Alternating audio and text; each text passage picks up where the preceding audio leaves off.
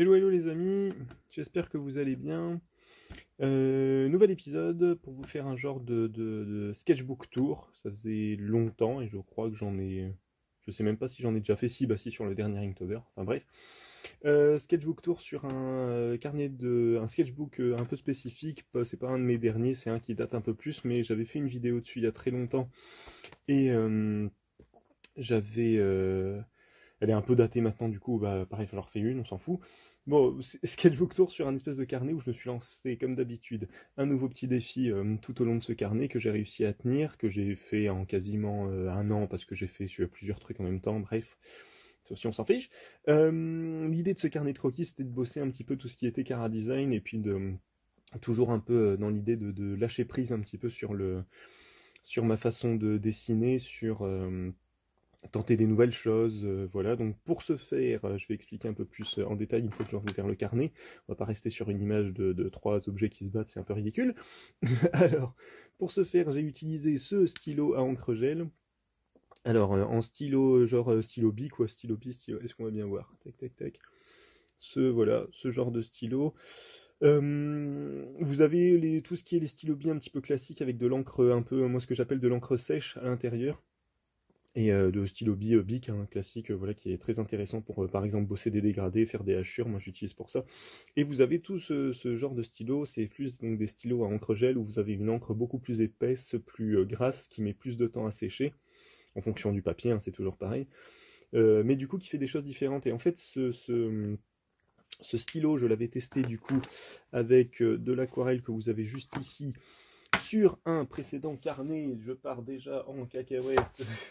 Que je vais vous montrer juste là, sur un précédent carnet. Et ce que j'aimais bien avec ce stylo, essayer de vous montrer, ce que j'aimais bien avec ce stylo, en fait, c'est qu'il bavait un petit peu quand je repassais de l'aquarelle dessus. Alors là, on voit pas très bien. Là, on voit mieux. Alors, il y a plusieurs teintes, hein. Vous avez du bleu, du noir, du rouge et tout ça, bref, comme n'importe quel stylo. Et en fait, voilà, je sais pas si on va bien le voir. Hop, juste là. En fait, une fois qu'il est posé, même s'il est, même s'il a un petit peu séché, en fait, quand vous repassez de l'eau dessus, il a tendance à baver un petit peu et ça donne des effets, ma foi, fort sympathiques que j'aimais beaucoup et j'aimais bien travailler avec ça parce que même sur du croquis vraiment standard fait à la va-vite, on a des résultats quand même sympathiques. Sauf que ce n'est pas de ce carnet-là que je veux te parler, c'est de celui-ci. Mais c'était un peu pour t'expliquer le pourquoi du comment, pourquoi j'ai choisi ce genre de stylo. Voilà, bref. Ça, je le rangerai après. Alors, là-dessus, du coup, je me suis dit, pour mon nouveau carnet ou sur lequel je veux bosser du chara design, donc l'idée de ce carnet, c'était de bosser du personnage entier. Donc voilà, parce que j'ai l'habitude quand même de faire plus des bustes ou des portraits parce que je me sens plus à l'aise avec ça. Mais là, je me suis dit, bon, on va essayer de bosser des personnages entiers et de laisser un petit peu de côté tout ce qui était anatomie. Pour se concentrer sur, voilà, sur le chara design, donc la personnalité du caractère, le design du caractère qui va lui donner tout de suite un espèce d'histoire, de background. Donc voilà, c'était un peu le défi de ce carnet, sauf qu'en fait, c'est pour ça que je te parle de papier avec ce genre de stylo aussi, parce que je me suis rendu compte qu'en fonction du papier que tu utilises, t'as pas les mêmes rendus. Et donc là où, comme tu as pu voir, on a des rendus... où l'encre a tendance à baver un petit peu et c'est vachement intéressant. Là, elle ne bavait pas du tout.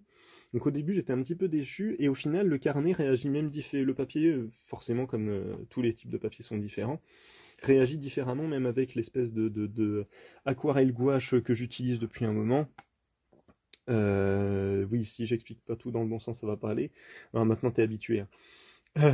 Du coup, là, alors aquarelle, je dis à chaque fois aquarelle gouache parce qu'en fait, il y a un peu des deux.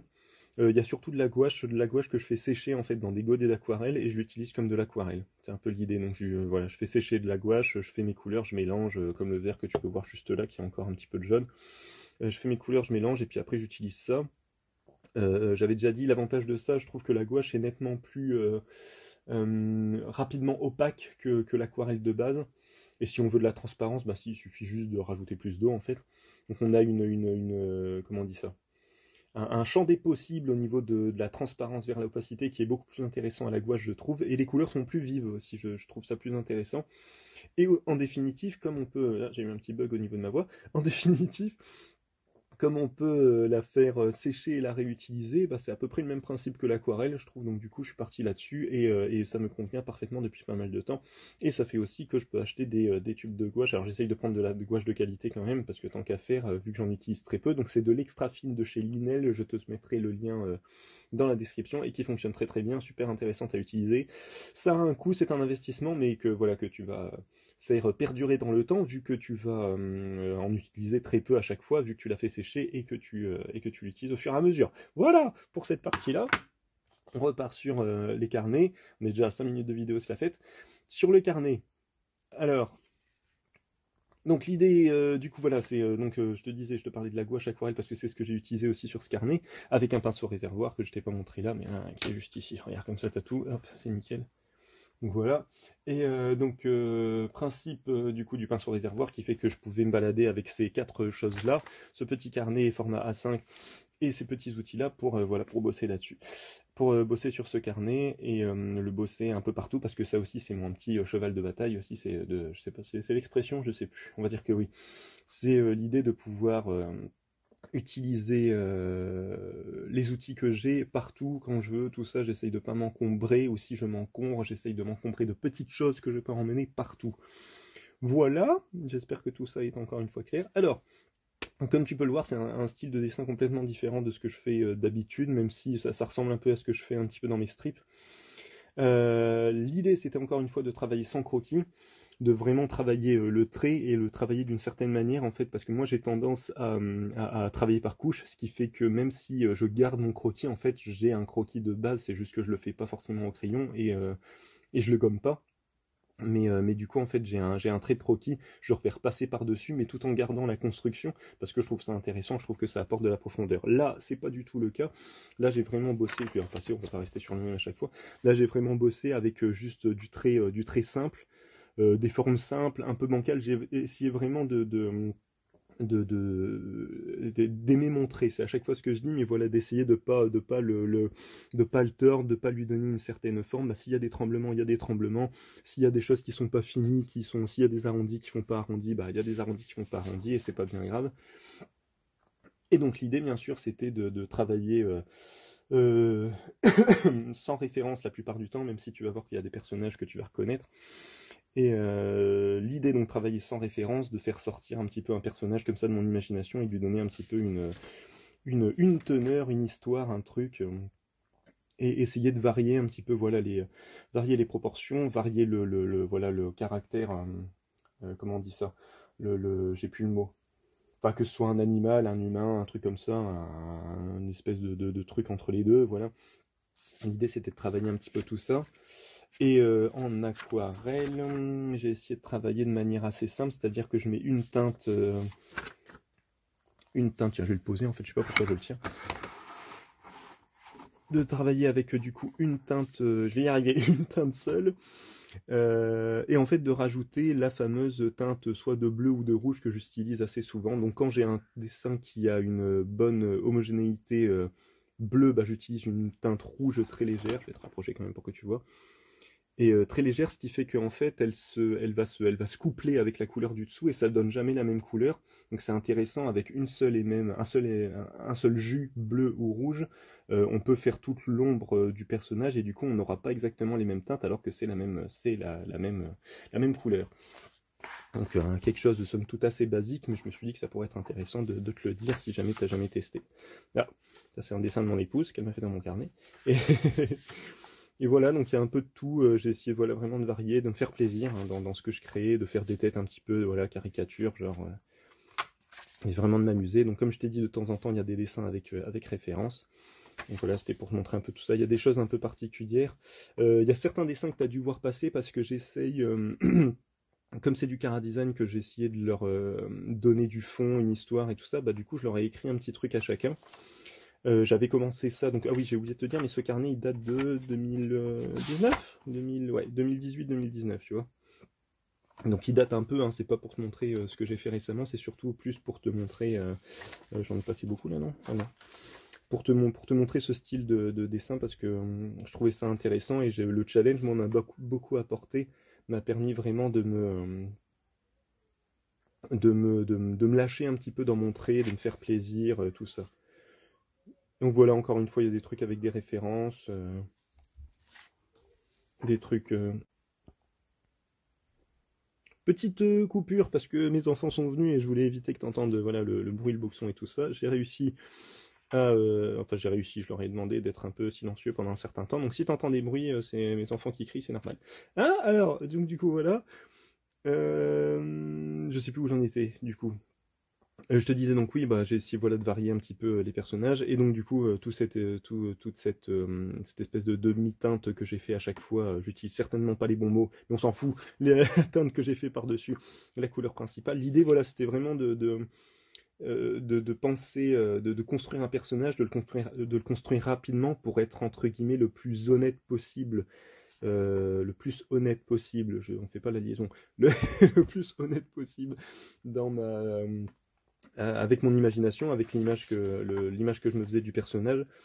Donc ça aussi c'est un truc, hein. Plus tu passes du temps, moi j'ai remarqué en tout cas que plus je passe du temps à créer un personnage, plus en fait il a plus rien à voir avec ce que j'avais en tête à la base quand j'ai quelque chose en tête, parce que des fois je démarre vraiment à l'aveugle sans rien. Mais du coup voilà. Du coup, je me suis vraiment amusé. Après, il y a des personnages, bien sûr. Celui-là, par exemple, je l'avais pas en tête dès le départ. Au début, je voulais juste faire un truc un peu crocodile et tout ça. Et je me dis, oh, ce serait marrant d'imaginer un espèce de jeune crocodile qui se donne au baseball dans l'idée. Voilà, je trouvais ça rigolo. Un espèce de Titi un peu névrosé, hein, tu sens bien qu'il faut pas l'emmerder. Enfin voilà, je vais essayer de... je voulais te montrer un peu tout. Là, on est déjà à presque quasiment 10 minutes de vidéo. Mais du coup, je voulais te montrer un petit peu tout, passer vite fait en revue.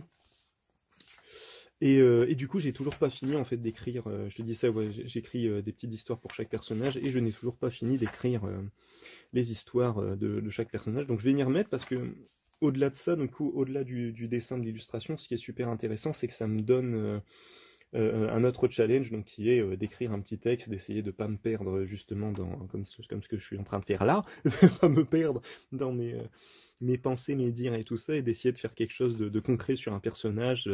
Ça peut être un dialogue, ça peut être une description, tout simplement, et puis voilà, d'essayer de faire quelque chose. Thomas VDB, hein. Voilà, c'est pas ce qu'il fait là, on ne sait pas pourquoi. Et voilà, et donc il y en a plein. Ah, Claude. Et donc du coup, je sais pas, n'hésite pas, voilà, encore une fois, à me dire un petit peu ce que t'en penses et tout ça, parce que ça m'intéresse. Moi, je me suis vraiment amusé là-dessus, même si je trouve le style vachement enfantin. Je le trouve, comparé à ce que je fais d'habitude, beaucoup moins hésitant, forcément, parce que l'idée c'était d'aller vite, et plus intéressant au niveau de la conception. J'ai l'impression d'être moins plat, d'être moins... Bon, alors les robots, faut vraiment que je bosse, hein, par contre, hein, c'est vraiment pas encore ça. Il y a vraiment des choses très très bancales quand je me suis adonné. Mais bon, j'ai quand même essayé, hein, j'ai quand même essayé encore une fois de me mettre encore plus en danger, hein, si danger il y a, bien sûr. Et de faire des choses différentes à chaque fois. Voilà, donc c'était l'idée. J'espère que j'ai rien oublié de ce que je voulais dire.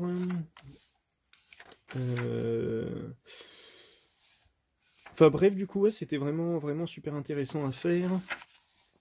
Et j'ai découvert pas mal de choses avec ce carnet, beaucoup plus qu'avec tous les autres carnets que j'ai pu remplir, parce que là, encore une fois, voilà, le thème donné, le fait de se contraindre, ça m'a vraiment permis de débloquer certaines choses, et puis de me dire, bah voilà, je peux avoir un trait tremblant, je peux avoir un trait qui se casse un peu la gueule, c'est pas grave, parce qu'il y a de l'énergie, parce qu'il y a une création de personnage.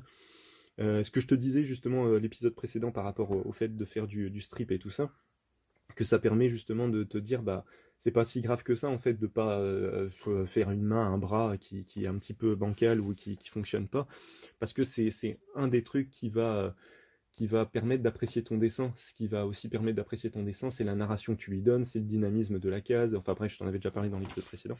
Et là, un peu, c'est la même idée, au-delà du fait qu'il y a énormément de choses bancales au niveau de l'anatomie. On se rend bien compte que je cherche pas quelque chose de réaliste. Et surtout, comme il y a quand même une espèce de recherche, de création de personnages et tout ça, bah on se dit que on passe outre, quoi. Enfin, moi, je me suis rendu compte de ça sur pas mal de dessins, que je re-regarde maintenant, que des artistes que j'idolâtrais à l'époque, que j'idolâtre toujours un petit peu, mais je me rends compte qu'il y a des choses qui sont anatomiquement bancales chez eux, et j'adore, et des fois j'aime bien justement, enfin je l'ai déjà expliqué, mais j'aime bien ce côté bancal, parce que c'est ça qui va différencier d'un autre artiste. Sinon on ferait un peu tous de la même chose, on ferait tous un peu de l'anatomie parfaite, et il n'y aurait pas autant de styles différents.